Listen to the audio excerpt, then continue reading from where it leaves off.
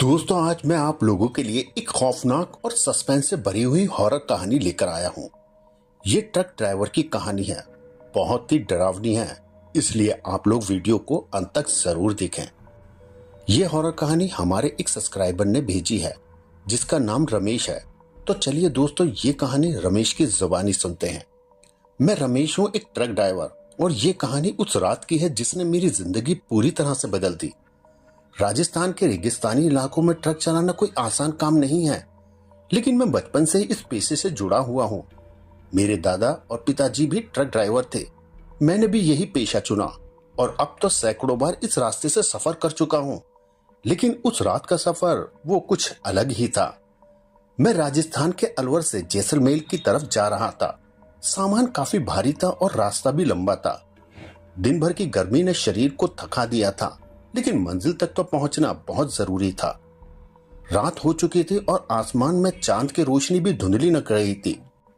मैंने अपने ट्रक को एक छोटे से ढाबे पे रोका और एक कप चाय पी। ढाबे के मालिक ने बताया कि आगे का रास्ता काफी सुनसान और भयानक है। आगे जाना किसी खतरे से खाली नहीं होता। मैंने हंसकर कहा, भैया हमें तो आदत है इस रास्ते की। चाय खत्म करके मैं फिर से अपने ट्रक में बैठ गया। इंजन की आवाज के साथ मेरा सफर फिर शुरू हो गया।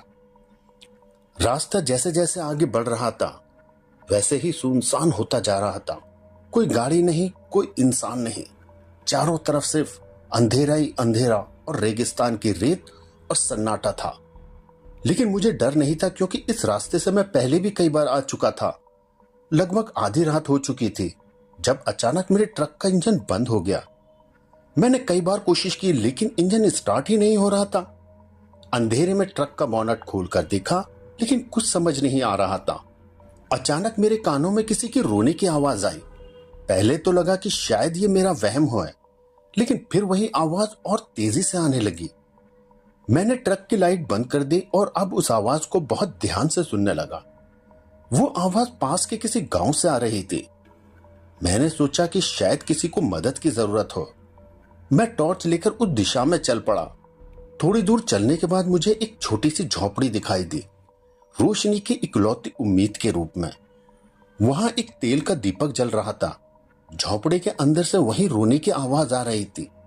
मैं धीरे धीरे झोपड़ी के पास पहुंचा और झोपड़ी के अंदर झांका। वहां देखा कि एक औरत बैठी है, जिसकी उम्र करीब 40 से 45 साल रही होगी। वो लगातार रो रही थी। अब उसके बाल भी बिखरे हुए थे। मैंने धीरे से आवाज लगाई, माँ जी क्या हुआ, आप रो क्यों रही हैं?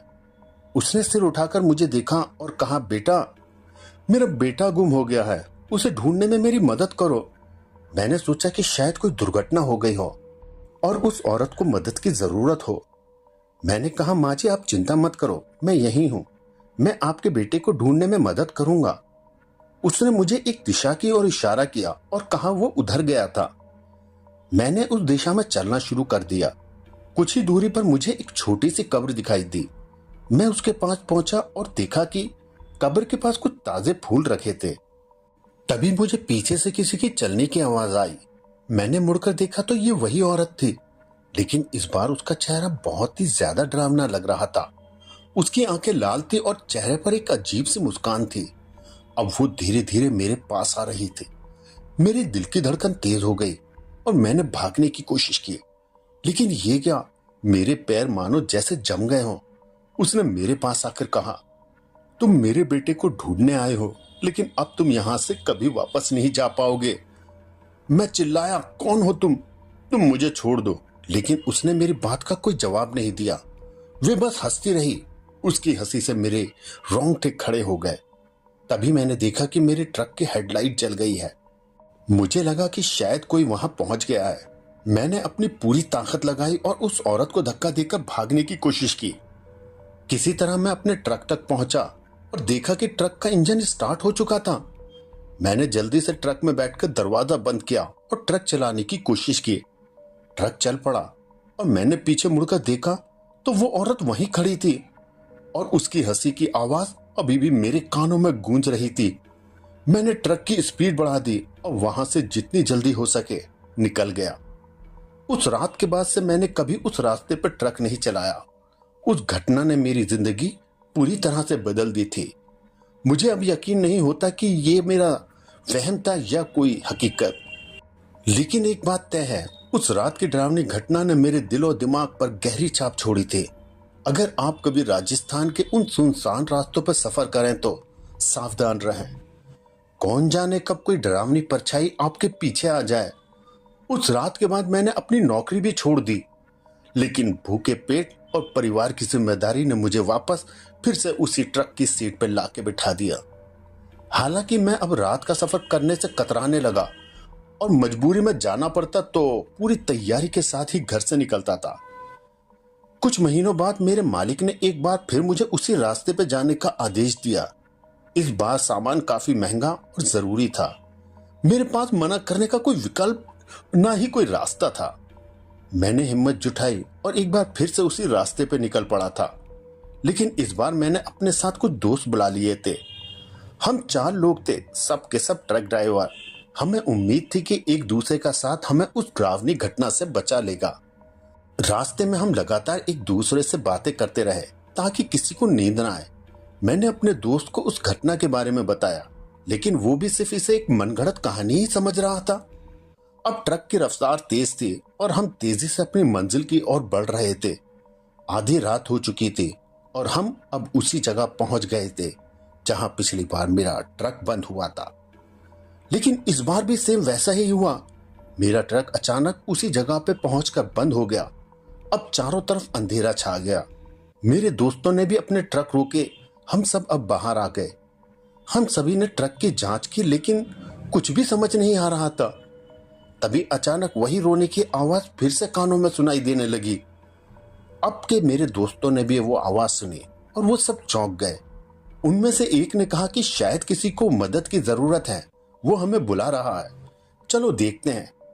मैंने उन्हें उस जगह जाने से रोका और बताया कि ये वही जगह है, हमें यहाँ से तुरंत चले जाना चाहिए। लेकिन उन्होंने मेरी बात नहीं मानी और उस दिशा की ओर चल पड़े। मुझे भी उनके साथ जाना पड़ा। थोड़ी दूर चलने के बाद हम एक बार फिर उसी झोपड़ी के पास आ गए जहां पर मैं पहले गया था। इस बार झोपड़ी के बाहर एक औरत खड़ी थी। उसकी आंखें लाल और चेहरे पे वही डरावनी मुस्कान थी। उसने हमारी तरफ देखा और कहा, तुम्हें मेरे बेटे को ढूंढने में मेरी मदद करनी होगी। अब मेरे दोस्तों के चेहरे पर डर की लकीरें साफ दिख रही थी, लेकिन वो कुछ बोल नहीं पा रहे थे। हमने धीरे धीरे झोपड़ी की तरफ कदम बढ़ाए। जब हम झोपड़ी के अंदर पहुंचे तो वहां कुछ भी नहीं था। वो औरत भी अचानक से कहीं गायब हो गई थी। तभी पीछे से किसी ने कहा, यहां से भागो जल्दी। हम मुड़े और देखा कि एक बूढ़ा आदमी खड़ा था। उसने हमें जल्दी से वहां से निकलने का इशारा किया। हम भी बिना कुछ सोचे समझे वापस अपने ट्रक की तरफ भागने लगे। हमारे ट्रक के पास पहुंचे पर हमने देखा कि इंजन फिर से स्टार्ट हो गया है। हम सब ने जल्दी से ट्रक में बैठकर वहां से निकलने की कोशिश की और कुछ दूर जाने के बाद फिर से उस बूढ़े आदमी ने रास्ते में हमें बताया कि वो औरत एक आत्मा है जो अपने बेटे की मौत के बाद से हर रात वहां भटकती है। उसका बेटा एक हादसे में मारा गया था और वो उसे ढूंढने के लिए हर रात वहां आती है। जो भी उसकी मदद करने की कोशिश करता है वो उसकी आत्मा को भी अपने साथ ले जाती है। हमारे रोंगटे खड़े हो गए और गले में सांसें अटक गई। चेहरे से पसीना टपकने लगा था। ये बातें सुनकर ऐसा लग रहा था कि मानो हमने जिंदगी की सबसे बड़ी गलती कर दी हो। अब हमने जल्दी से ट्रक की स्पीड बढ़ाई ताकि हम जल्द से जल्द यहाँ से कुछ दूर निकल सकें। उस रात के बाद हमने तय किया कि कभी भी उस रास्ते पर वापस नहीं जाएंगे। कुछ दिन बाद मैंने ट्रक ड्राइवर की नौकरी भी छोड़ दी और अपने परिवार के साथ अब मैं गांव में जाकर बस गया और वहीं छोटा सा काम शुरू कर दिया। लेकिन उस डरावनी रात की घटना ने मेरे जीवन पर गहरा असर डाला था। हर बार जब मैं रात के समय अकेला होता तो वो आवाजें, वो हंसी और वो डरावना चेहरा मेरी आंखों के सामने लगातार घूमता रहता। मैंने अपनी जिंदगी बदल दी, लेकिन उस रात की यादें कभी नहीं भूल सकता। और हाँ, अगर आप कभी भी राजस्थान के उन सुनसान रास्तों पर सफर करें तो सावधान रहें। कौन जाने कोई आत्मा आपकी मदद की तलाश में आपके पास ही आ जाए। गांव में बस जाने के बाद मैं कुछ समय के लिए शांति महसूस कर ही रहा था, लेकिन मन में किसी न किसी कोने में एक अजीब सा डर हमेशा बना रहता था। रात होते ही मुझे लगता था कि कोई मुझे देख रहा है, कोई मुझे बुला रहा है या कोई मेरे पास आ रहा है।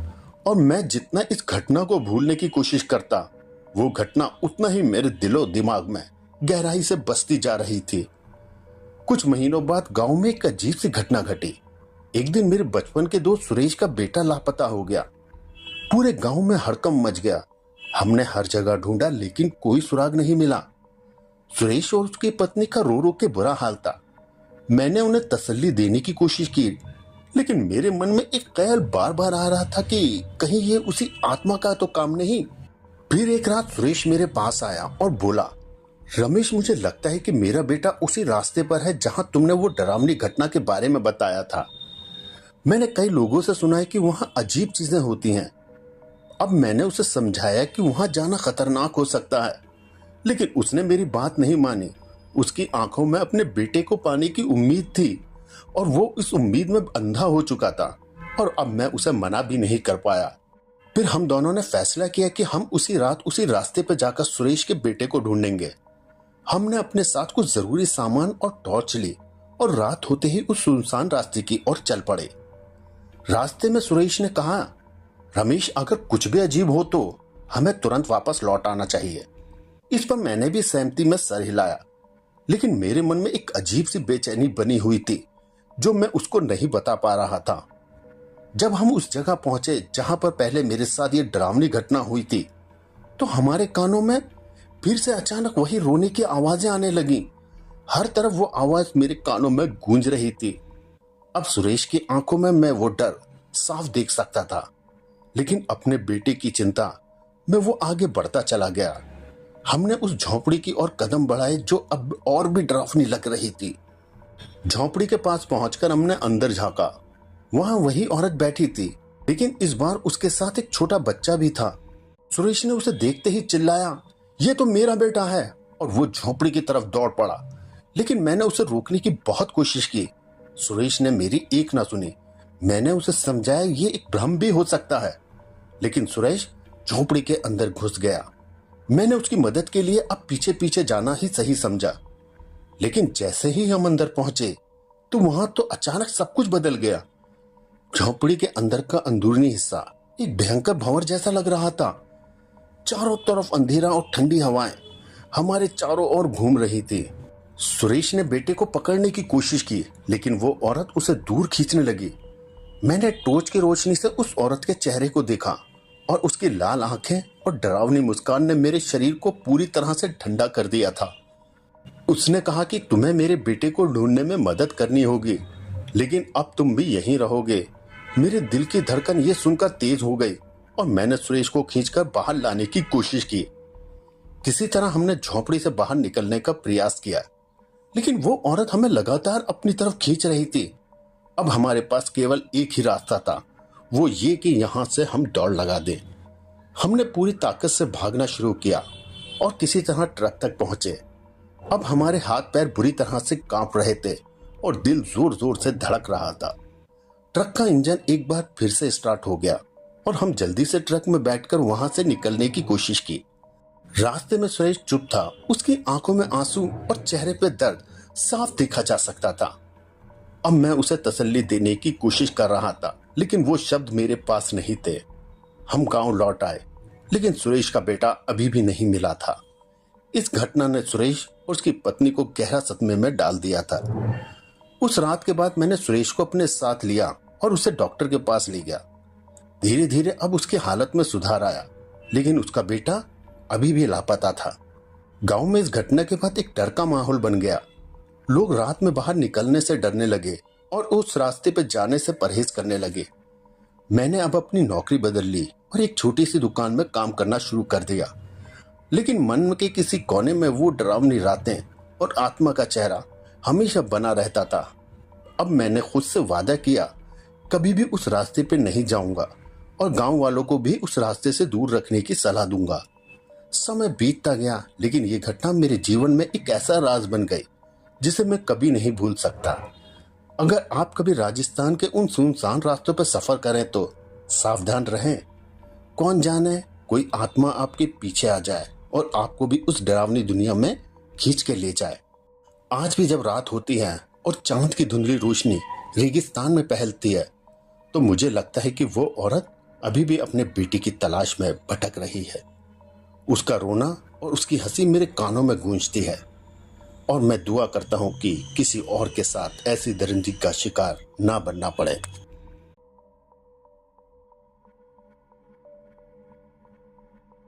मैं जैसे जैसे उस रास्ते पे आगे बढ़ रहा था, वैसे ही वो रास्ता सुनसान होता जा रहा था। कोई गाड़ी नहीं, कोई इंसान नहीं। चारों तरफ सिर्फ रेगिस्तान का रेत और वो सन्नाटा था। लेकिन मुझे डर नहीं था, क्योंकि इस रास्ते पर पहले भी कई बार आ चुका था। अब लगभग आधी रात हो चुकी थी जब अचानक मेरे ट्रक का इंजन बंद हो गया। मैंने कई बार कोशिश की, लेकिन इंजन स्टार्ट नहीं हो रहा था। अंधेरे में ट्रक का बोनट खोलकर देखा, लेकिन कुछ समझ नहीं आ रहा था। मैंने सोचा कि थोड़ा रुककर फिर कोशिश करता हूं। तभी अचानक मेरे कानों में किसी के रोने की आवाज आई। पहले तो लगा कि शायद ये मेरा वहम हो, लेकिन फिर वही आवाज और तेज हो गई और अब वो धीरे धीरे मुझे अपनी तरफ खींचने लगी थी। मैं ना चाहकर भी उस आवाज की तरफ खिंचा चला जा रहा था और इसके बाद मेरी जिंदगी पूरी तरह से बदल जाती है।